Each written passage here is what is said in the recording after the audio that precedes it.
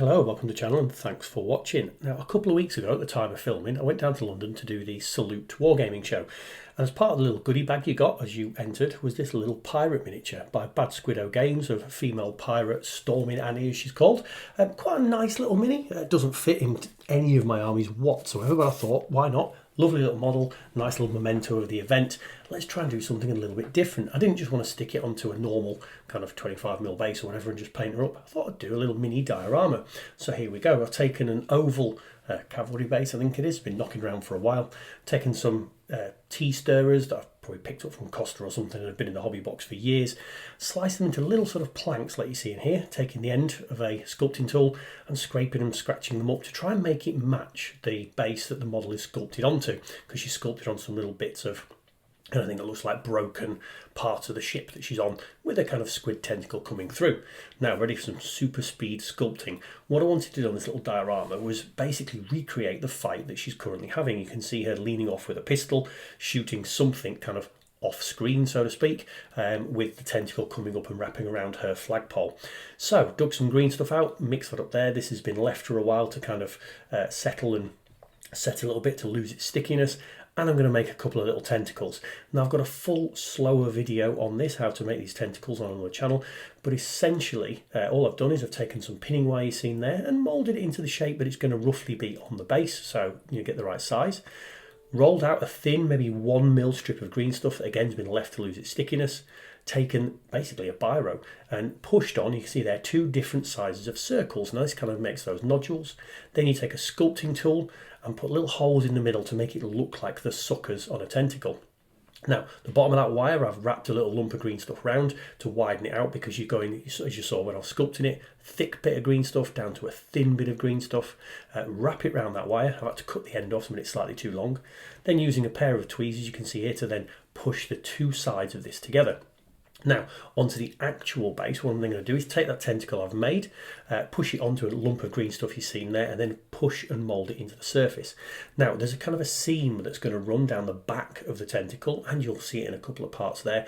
And then to get rid of this, once we've got it on the base, it's then about squeezing all these pieces together, but then taking the end of a sculpting tool to put some texture onto this tentacle that we've made, you can see here, so that it gets away any of the kind of seams or in the fingerprints you may have put in. Again, the green stuff's been left for quite a while to be non-sticky.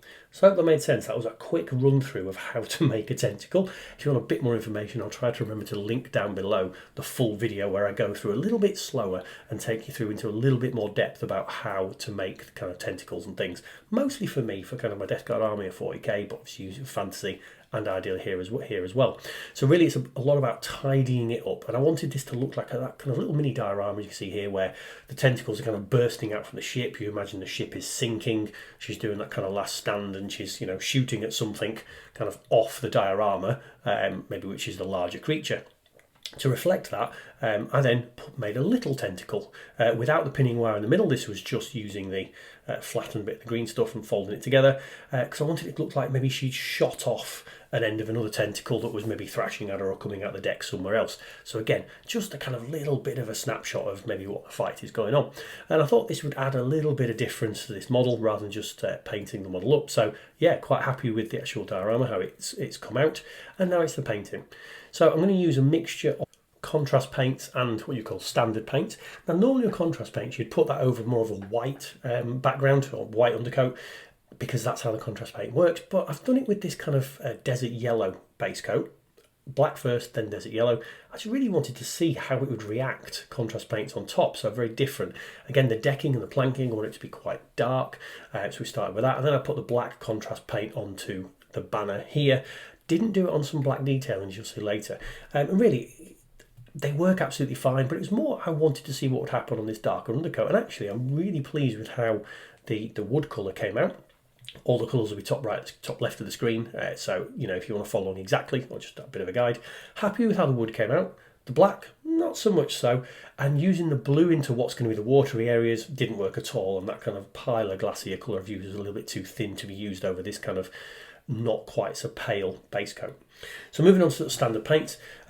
Eye patch, all good pirates wear eye patches, so a little bit of black into there. And then the kind of, I don't know what you call it, corset that she's wearing. painted it into black here. Now, when you got the Salute model at the event, you got kind of a really nice magazine that comes with it and a multi-page booklet as to how to paint the model, or how they particularly painted the model. It was articles written by Kevin Dallimore, and he did a few pages of how he did it in 2 different ways, contrast or standard paint.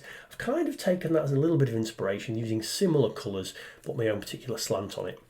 So I've done the wood colour there onto the flag you see there. Not use the same colours as the decking, because the idea is, you know, teak decking potentially on a ship, different wood on the banner, and then moving into this kind of leather strapping colour here to do the straps, and also onto the tricorn kind of hat she's wearing. It's not a tricorn, is it? That would be 3 sides. Bicorn? What's the word for a normal hat like that?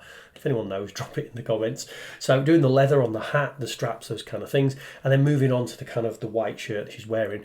Now I'm going directly onto an off-white colour. It's not pure white. It is kind of flaring quite brightly on the camera here. It's not a pure white, just slightly off-white. Now, normally painting white, you would do a couple of sub-layers to make it sort of pop a little bit more. You don't need to do that because I've done the desert yellow colour, so the white actually goes down quite nicely on top of it. Now, working on sort of the sash that she's wearing, and the colour scheme was recommended. It's quite a bright yellow one, but I wanted to do the pirate in kind of various tones of browns for the most part, with the pops of colour being brought into with the shirt and the trousers you're going to see shortly. So painting the sash, again, a different brown. So lots of kind of off brown tones being used here, from the wood, different woods, to the leathers, to the sash, to the hair you're going to see shortly, is that kind of thing there. Now the pop of colour I'm going to introduce to a blue here, which is the colour scheme that was done for the official model. I thought it looked quite nice, that kind of pirate's blue leggings. And again, just a nice pop that would go into the colour scheme there. So now on to the tentacle. Now, I thought of various different colours I could do it, but I wanted to do something quite vibrant just to stand out, to really sort of emphasise what we're doing here. So into quite a bright green across all the tentacles, painted onto the suckers as well, so that the whole thing is one colour. I did contemplate doing, you know, multicoloured suckers and those kind of things, but keeping it quite basic. Now moving on to a very tiny brush to get into the flesh colour on here.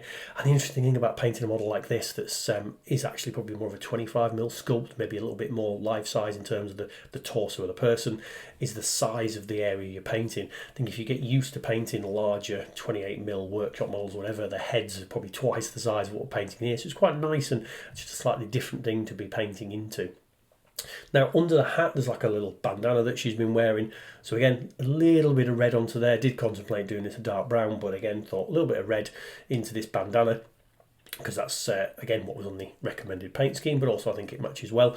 And then taking that red and doing the strapping, what do you call it, strapping, beading around that kind of corset thing she's wearing, and also the straps at the front, again just pulling those colours in together.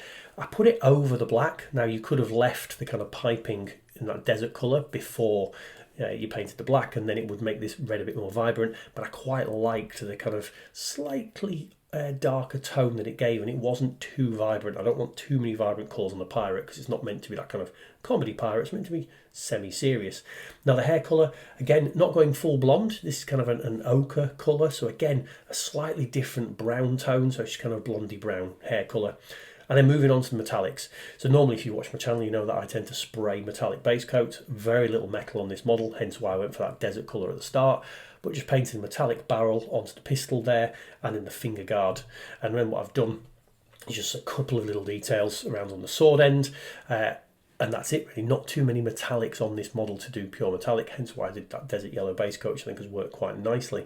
Now taking some retributor armour to basically represent like gold or brass, and there's all these kind of I don't know if they're buttons or whether they're meant to be little gold areas across the hat, so I've painted those, and then a couple of the smaller details on the end of like the sword. Now I'm not doing too much detail onto the face, because again it's a very small face. I don't think you need to put too much detail on if you're not going for, you know, the world's greatest paint job. This is going to be a decent paint job, but not putting too much time into it. So a little bit of the red that we've used in the bandana onto the lips, and just a tiny bit of the black into the eye section. Now when it's been thoroughly dried, it's then a wash. Now this is Games Workshop Seraphim Sepia. It's a fairly clean sepia wash, so it will give the kind of slightly dirty sepia tones, but it isn't going to make us have to do tons and tons of extra work afterwards. It's just going to drop that kind of brownish shading into all the cracks and crevices, and it works really well with the kind of darker colour scheme we've gone for here, and doesn't give us too much work after. So this is now after it has thoroughly dried. And I'm taking the exact same colours we've already used and doing a kind of edge highlight layer. So taking the beige brown onto the wood, taking that red leather colour onto the hat, and just dropping a very, very thin highlight layer onto some of the edges relating to the colours that we've already used. So not doing anything different on here, taking this off-white and kind of working through. So it's not a super bright highlight layer because this sepia wash hasn't taken the tones down too much, but it's just enough of a highlight to make it look like you've put that little bit of effort in. You could clearly take some totally different colours and go to town on it, but I think this is just enough to give that little bit of extra detail without having to then select dozens of different colours and move on. Now, I wasn't happy with how that colour worked with the tentacle. I don't think it was vibrant enough to make it look like it had been highlighted. I think a little bit of how the wash had gone on. So, as much as I've said, we're not using different colours. With the tentacle, I am, and I moved on to a brighter green colour to highlight the kind of suckers around the tentacle area. Again, now that's thoroughly dry, we're going on some technical paints, and these are a little bit different to what we've used already, and these will add to the kind of otherworldly nature of this diorama. Taking Nurgle's Rot, which is one of my favourite colours ever, obviously massive Death Guard army, I just love this paint. It's real kind of otherworldly monster gunk. So we're putting that on there to make it look like it's sort of weeping this stuff as it's trying to kill Annie, who's got here. Then taking some blood from the Blood God to make it look like where she shot that tentacle off. It's dropped to the floor, and obviously it's the blood's all coming out on there. Just a little bit of gore to the diorama, nothing wrong with that. And then the final step is really to drop it into the sort of reality of, or reality if that's a word, for this kind of thing, but dropping it into the kind of seafaring nature. We've got some blue into the gaps where the wood's kind of broken up, but I'm dropping in some UV resin. So this is just literally a little pot. You don't have to really mix in, nothing like that. You just squirt this resin where you want it, and literally daylight makes it set. And this will just add a little bit of water effect into the areas of the planking of the boat where it looks like the boat is sinking and the water's coming through. And again, it is that kind of final last stand. So just something a bit interesting there to finish off this diorama. Point to note, before I put these technical paints on, so before I did the Nurgle's Rot and the blood and the water effects there, I had given a matte varnish coat to the model, because you wouldn't want to varnish your model after you put these effects on, because it dulls it down.